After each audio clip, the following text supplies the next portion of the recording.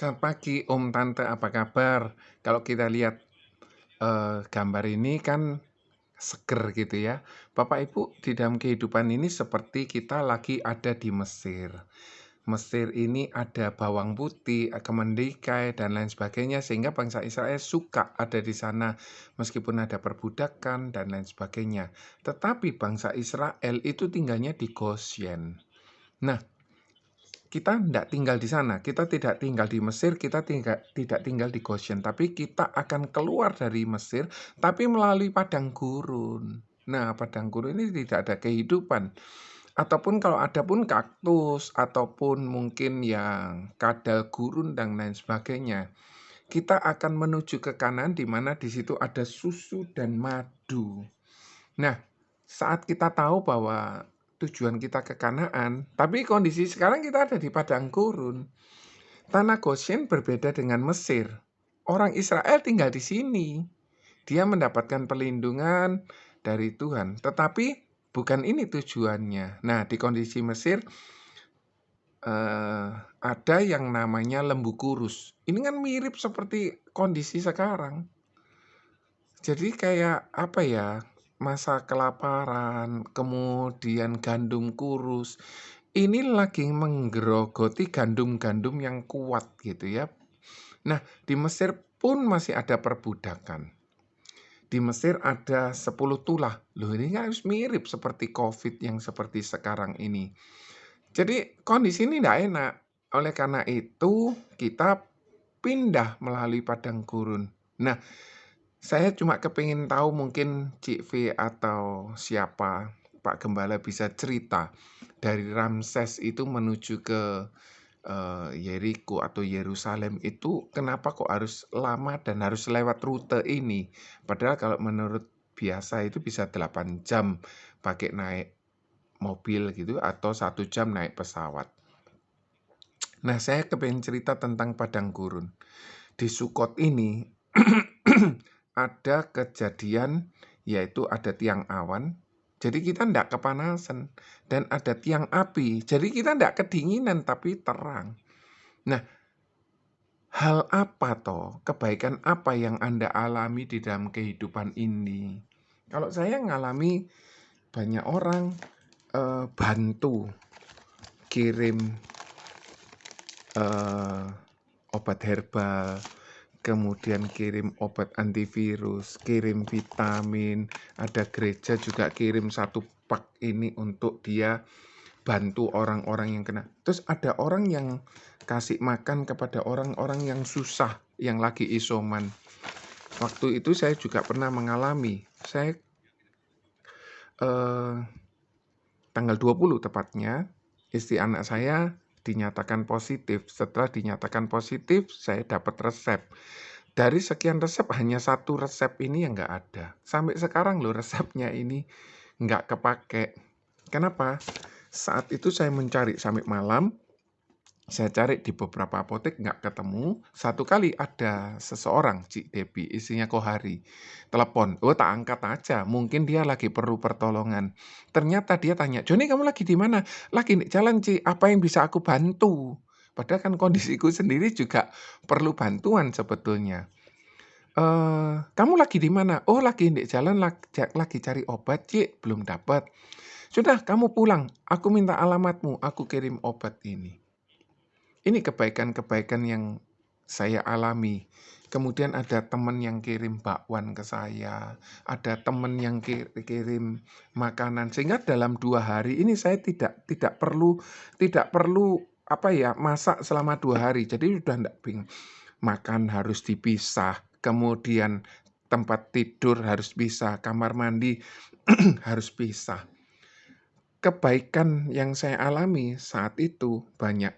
Ada yang ngirimi doa. Loh, ngapain kok mek doa? Ayo, sekarang tak kasih tabung oksigen. Kalau memang waktunya sudah habis, tabung oksigen siap pun tidak bisa nolong. Obat-obatan pun tidak akan bisa tertolong. Ada orang yang bagikan makanan gratis kepada orang yang isoman. Ada orang yang membagikan tentang tabung oksigen gratis. Ya, tanggal 20-an itu panik-paniknya orang. Saya mau tanya, di sorga itu enak atau nggak enak? Boleh tulis chat, boleh langsung ngomong. Tapi kenapa kok orang-orang sekarang takut mati? Buktinya apa? Cari obat, kemudian cari oksigen, cari rumah sakit yang terbaik. Ini kebetulan saja nggak bisa keluar negeri. Kalau mungkin bisa keluar negeri, orang-orang bakal keluar negeri. Tapi saya mengalami kebaikan Tuhan. Jadi kita asupan ke dalam hidup kita ini jangan yang negatif, sana mati, membuat kita takut. Kemudian berita ini, berita itu, red area, dan lain sebagainya, membuat kita takut. Tetapi hal-hal positif apa yang kita masukkan? Oh, Tante Magdalena tertolong sama Tuhan. Ada yang bisa memperhatikan telepon. Pak Joni boleh nggak saya kirimi obat herbal ini? Oh mau Ci, berapa yang harus saya bayar? Gak dijawab ya, berarti dia cuma kasihin saja. Ya satu kali kalau ada kesempatan ya tak balik. Nah, kita akan menuju satu tempat yang ada susu dan gandumnya. Ini juga pemberian dari salah satu gereja ya. Ada yang ngasihin saturasi oksigen dan lain sebagainya. Ada yang pemerintah menyiapkan tempat rumah-rumah isolasi supaya bisa terkontrol dengan baik dan terisolir gitu loh. Karena kalau dia di rumah kan sulit diawasi dan lain sebagainya. Puskesmas bantu. Di awal-awal ada orang yang punya kesaksian gini. Suaminya positif, lah kira-kira isinya positif. Karena ada tanda-tanda yang mendekati itu. Nah, saat ada tanda-tanda mendekati, ternyata si istrinya itu PCR di puskesmas, waktu itu keluarnya 2 minggu. Benar, 2 minggu kemudian dinyatakan positif. Lah dia harus ngerawat taciknya yang sudah mulai pikun. Nah itu kan proses penularannya kan. Tapi sampai sekarang ya sehat-sehat saja. Tapi apakah itu boleh dipakai patokan? Enggak. Cuma kita ini intinya yang saya ingin katakan, di padang gurun masih ada tiang awan. Nggak usah kepanasan. Di padang gurun ada tiang api, nggak usah kedinginan, nggak usah gelap. Tenang, adanya timbul kemah suci. Muncul miracle happen. Nah, miracle happen apa yang Anda alami? Boleh tulis di kolom chat ya. Nanti saya bacakan. Jadi, ada yang memperhatikan nelpon Joni kayak gini. Kemudian ada yang ngirim APD ke saya. Terima kasih kepada orang yang ngirim APD saya. Terima kasih yang sudah ngirim obat-obatan ke saya. Terima kasih kepada orang-orang yang sudah perhatian ke saya. Berdoa. Ada yang lebih luar biasa lagi. Dia itu loh misi COVID. Dia telepon saya, Pak Joni boleh enggak saya berdoa buat istri dan anaknya Pak Joni? Tak pikir, orang ini COVID. Orang ini juga lagi menghadapi problem tapi dia berdoa. Nah, di sini loh muncul kasih sayang satu dengan yang lain, saling memperhatikan, saling menolong satu dengan yang lain. Sehingga dia tidak perlu mengalami sebuah kondisi yang membuat dia semakin takut. Loh kalau misalnya Anda dengar berita-berita dan itu membuat Anda takut, berhenti, tutupin. Tetapi kalau misalnya Anda untuk sebagai informasi, sebagai pengetahuan, dan Anda tidak takut, enggak apa-apa. Satu kali, saya kan sering ke rumah sakit, sebulan sekali pasti ngantri obatnya mami di rumah sakit, obat Parkinson. Saya enggak apa-apa. Pulang dari rumah sakit pun saya juga harus mandi dan lain sebagainya. Tetapi mungkin saya yang nulari anak saya. Waktu anak saya sakit, saya panik juga. Setiap setengah jam tak pegangi kepalanya. Wah, lagi wis lemes kayak gini, ya aku takut kejadian misalnya tutup usia mendadak.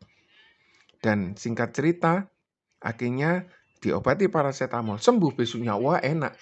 Tapi lho lah kok tenggorokane gak kok bermasalah. Lho lah kok gak bisa gak bisa mencium bau. Lah dari situ kan kita bisa melihat kebaikan-kebaikan apa yang kita alami di dalam hidup ini. Itu yang kita dengar. Nah, kita lagi ada di padang gurun. Ojo wedi, jangan takut. Saya tanya ya, sorga itu enak enggak sih? Tapi kenapa kok orang sediakan oksigen? Siap. Kenapa sih kalau tabung oksigen harus disiapkan. Ada yang orang yang bingung, lek ndak ada tabung oksigen ternyata ya sampai sekarang nggak ada masalah. Ada orang yang membagikan beli misalnya tempat-tempat makanan di mana ada orang penjual diborong, dibagi-bagikan. Nah, itulah kebaikan-kebaikan yang kita alami. Kita akan menuju ke tempat susu dan gandum, tapi sebelum kita menuju, kita ngliwati ini. Ya sudah dinikmati, ya sudah disyukuri. Apa yang membuat kita ini jadi takut dengan kondisi seperti ini? Tentu saja ya kita tidak perlu eh, ya terlalu gegabah, ya ndak boleh gitu. Jadi jadi ini kebaikan-kebaikan yang saya alami ini apa namanya konsumsi sorry ramuan Pancasila. Saya mesti punya 2 botol. Ada yang beli, ada yang dikasih. Kalau Anda mau boleh. Terus kemudian jadi susu madu tersedia buat kita. Tetapi Bapak Ibu, sebelum masuk susu madu mesti ngliwati tembok Yeriko. Mesti harus menghancurkan dan lain sebagainya. Ayo toh kita nikmati. Anda tulis kolom komentar apa sih hal-hal kebaikan apa yang Anda alami. Ada orang bilang gini, oke, kamu punya duit, ya sudah beliin makananku, aku sih ngirim-ngirim. No, ada seperti itu. Jadi kebaikan-kebaikan itu yang ingin saya sampaikan kepada Bapak Ibu, itu asupan yang perlu kita dengar. Semoga bermanfaat, kiranya Tuhan memberkati. God bless you, bye.